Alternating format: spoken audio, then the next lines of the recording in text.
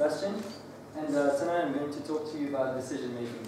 I think David and Manar told us about decision making a little bit earlier today, whether it's about the cold shower or calling a mom. By the way, who here in the room called their mom? In the break? Good. Well, for the others, you still have time to do it later tonight. Okay, I'm going to talk about decision making, and one of the reasons why I decided to call my talk Decision Making Dilemma is because to stand here in front of you tonight was already a pretty big dilemma for me to decide what I was going to talk to you about. People were always telling me, like, Robert, you know, it's easy, you always talk about so many things to everyone around you, and it's like, it's true, but it's actually pretty difficult to just stand on stage and decide to pick one specific topic, but I decided to try and talk to you about this. Why decision making? Simply because we make decisions every day. And I realize that although all of us make decisions every day, it doesn't make it an easy thing to do. One of the first decisions that we generally decide to make in the morning is what time we're going to get up, or more specifically what time we're going to set our alarm, because we don't always wake up when it rains. Another one is how we're going to decide to dress every morning. After that, we make other decisions related to what we're going to eat. For those of you who don't know me yet, I'm a big foodie, so you know decision making related to food is very, very important, whether it's lunch, dinner, or breakfast. Then we can go into a little bit more complicated decision making, because these are pretty simple and automatic decisions. But you can go into decision making related to what car you're going to buy, for example. Whether you're going to go for an Ago or for the latest Lamborghini, you know, the type of decisions I make on a daily basis.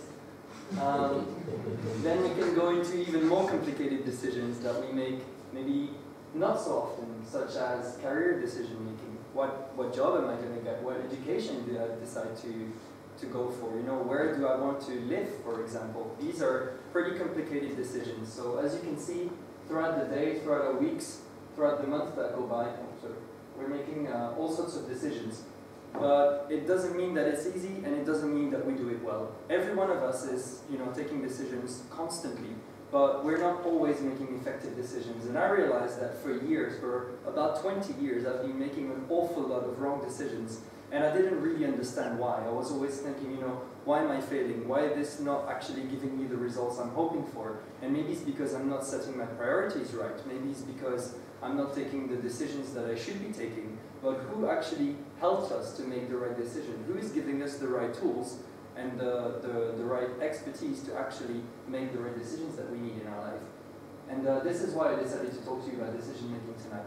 I realized that over the last 3 years I've learned from different people, from TED Talks, from all sorts of people that I've been meeting at networking drinks, at different entrepreneurial events and conferences, that you can make better decisions and faster decisions by asking yourself a few very easy questions on a daily basis. And what I wanted to do with you tonight is try to uncover some of these questions and try to actually think about how can we make better and faster decision making, and faster is really key here. What I'm going to start with is taking an example. The picture is not very, very clear, but what you can see here is a souvenir shop. And I'm going to tell you a little bit of the story of me as a terrible decision maker when I was a bit younger. So yeah, that's not me on the picture, but it could have been. So you can imagine, you know, that little boy that is about 8 to 10 years old and goes on holiday every year with his parents at his aunt's place in Spain. And you know, the routine's always the same. We arrive there and then we decide to take our swimsuit, go to the beach, have a wonderful day, and then on the way home you go through the little village, you go and eat an ice cream, and then you know, you pass by the souvenir shop and you're like, Dad, can I go and check out the souvenir shop? He's like, yeah, sure, okay, let's do it. So, you know, we walk around the souvenir shop, and after about 5 minutes, my eyes are just fixed on that one thing that I think is wonderful. You know, I look at it, I ask the lady if I can take it in my hands and try it, and I do, and it's wonderful.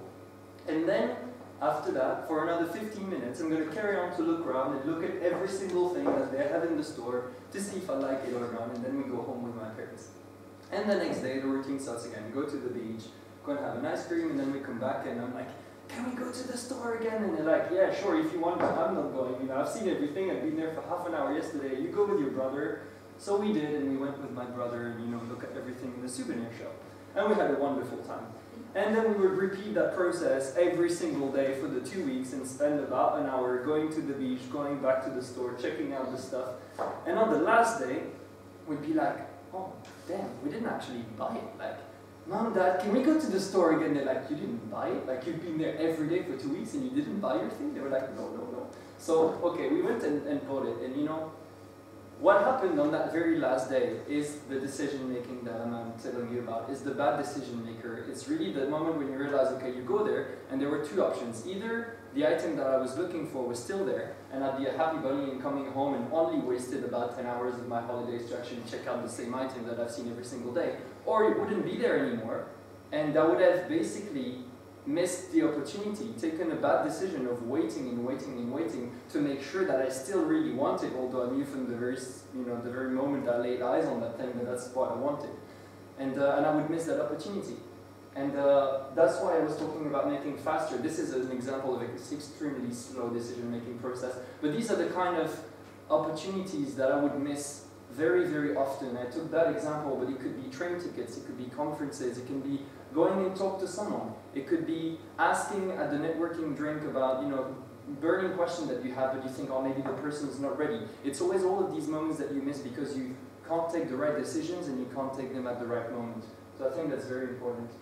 So maybe we can go into the different types of questions, small questions that you should be asking yourself in order to improve your decision making. And the very first question that might sound a little bit cheesy is, do I want it or do I need it? And people will tell you, well, obviously there are very little things that I really, really need. The others, I want them. Does that mean that I can't have it? I can't engage in that activity or I can't buy that item?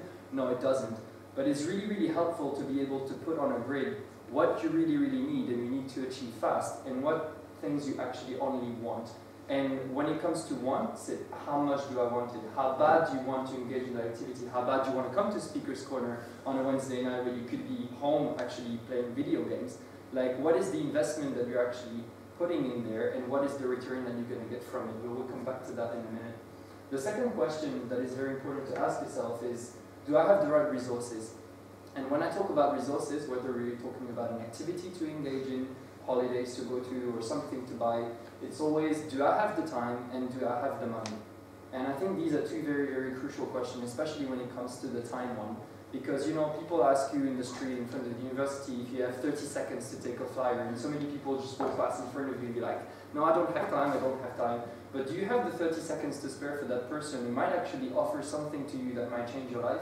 Do you have the 5 minutes to help someone on Facebook or crossing the street to help them carry something? Do you have that one day to go and spend with a friend to their grandparents' home to clean up the garden that maybe bring you something back in return?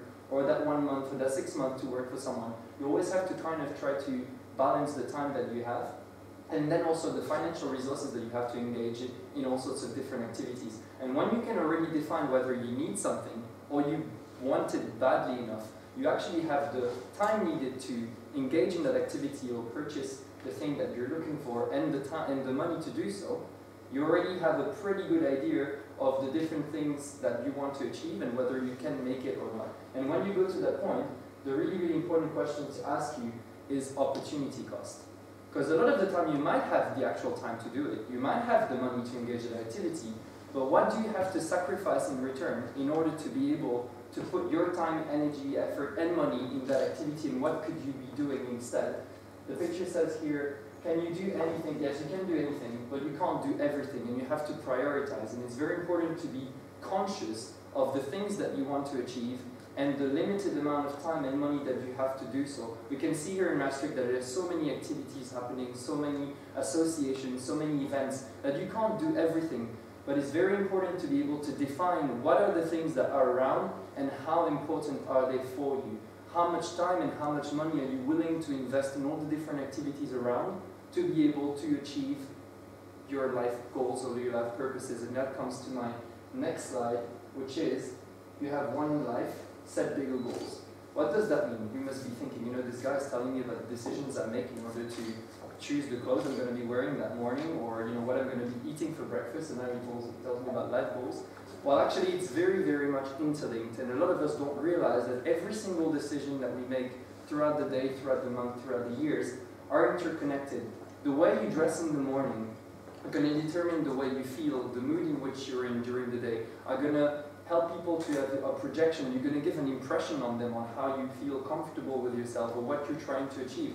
This is one of the reasons why you're going to be dressing differently if you're going to a job interview or if you're going to stay in your home and watch TV. You're going to be wearing a suit when you go to a job interview. You're going to wear maybe sweatpants if you stay on a Sunday at home watching TV. And these are all, you know, little decisions that you're going to make that are going to influence where you want to go.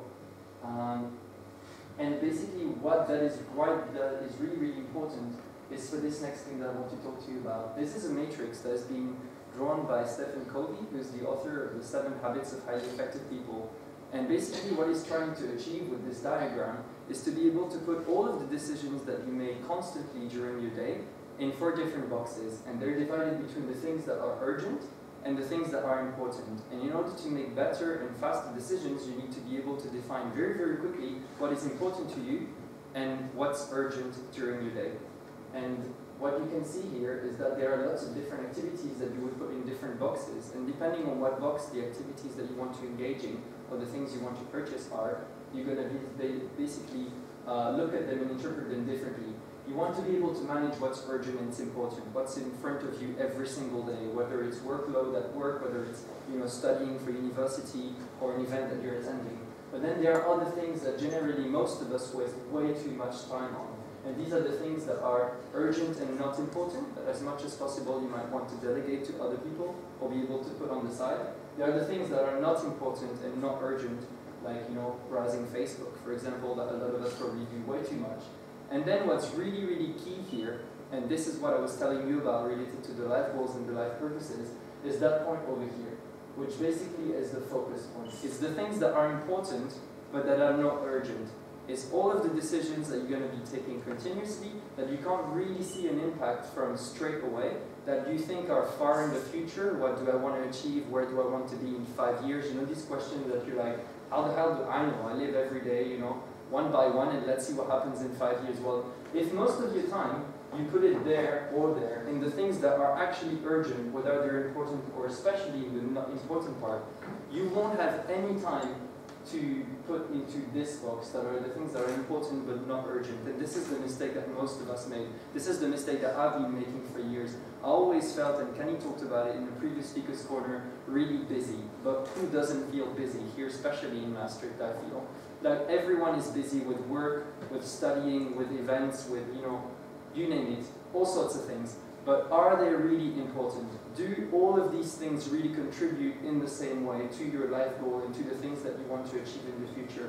And this is really the question that I would encourage all of you guys to really think for yourselves. You know, how important are the things that you actually undertake? And that doesn't mean that you can't have fun or that you can't spend time, you know, in activities that are not so important, but you need to make sure that you balance all the decisions you make constantly so that you keep a certain amount of time in your week that is focused on the stuff that is actually important but doesn't feel that urgent right now.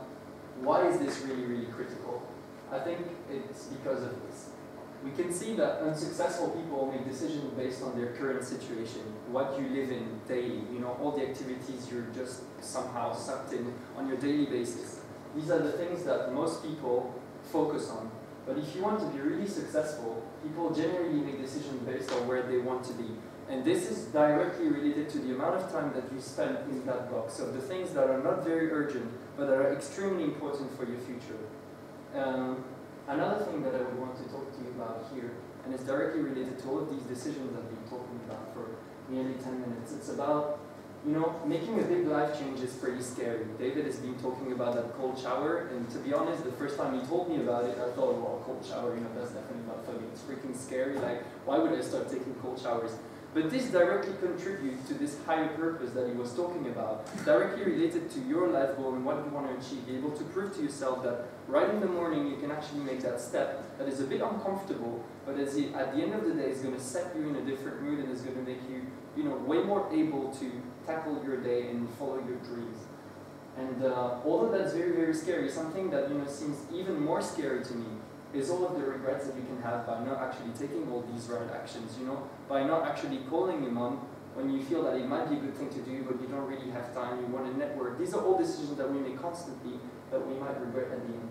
And in the end, we only regret the chances we didn't take, the relationships we were afraid to have, and the decisions we waited too long to make. These are big realizations, you know, it's nothing new, it doesn't come from me, but I think it's really interesting to be reminded of these. And the last thing I would want to leave you with are like 3 life principles, you know, always odd numbers, as we mentioned earlier, that I try to live with every day and apply every day as much as possible. And I would encourage everyone to do the same. It's these ones. If you don't ask, the answer is always no. If you don't go after what you want, you'll never have it.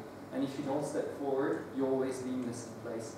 And basically, if there are things that you really want to achieve, you know, even if they don't feel so urgent right now, but they're important to you, I really encourage you to free up the time in your daily schedule to make that little spot for the things that are important to you and start pursuing them today. Because if you don't do it, you'll never get there. Thank you very much.